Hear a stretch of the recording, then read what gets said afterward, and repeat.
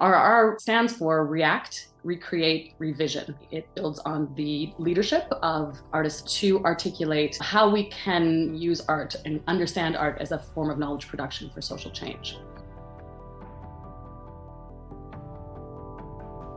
RRR is about how we advocate for and look at these challenges and issues and try to work together with artists to be able to create change together and advocate for those kinds of changes that we want in the creative sector. I think the fact that we call it social change research is already social change to me. Research, I think, historically has not felt like it has anything to do with social change to me, that it's actually been harmful to communities that I belong to. I always feel like I learn something when I hear about what's happening in the design and just the way people want to move forward together and see if we can change the conditions so that people feel cared for, respected, and acknowledged for their creative leadership and their capacities and the ways that many activists before have been leading change in very dramatic ways. What is it that their artwork is showing or asking or really questioning or being critical of and really amplifying that? We are meeting with racialized artists and they are asking that we pay attention to details like food, how we gather. There's a lot of trust that gets built, a lot of understanding and knowing of each other that is really important.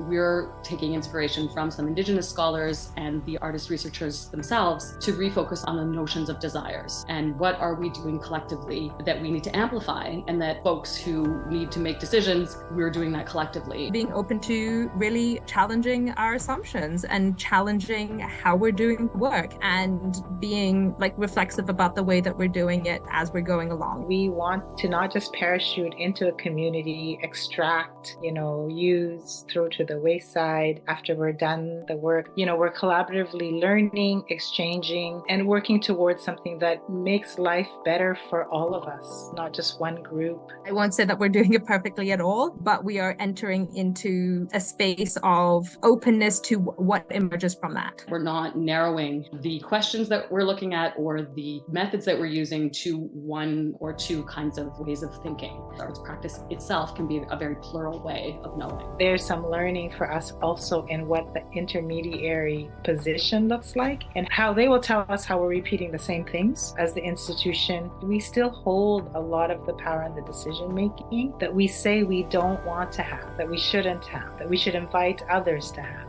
We have to pay more attention to that voice, to be accountable to it, responsible to it, and serve it. What would be the key things that the community would need to see to be able to approve a project, to say that its practices are actually ethical and in line with what they want to see happen as a community. When we talk about recentering and disrupting hierarchies, those hierarchies are alive. Being myself a researcher from those positionalities, wanting to be part of disrupting that rather than reproducing it. When I hear the artists talk about what they have experienced as harm from organizers, intentionally or unintentionally, I ask myself when I'm sitting there, are we doing some of those same things? People have really harmed people, including my own family in history over time, and looking at how we can really not only critique, but work together to build new and different kinds of systems which bring in more equitable, caring, and kind ways of working together. There was such an emergence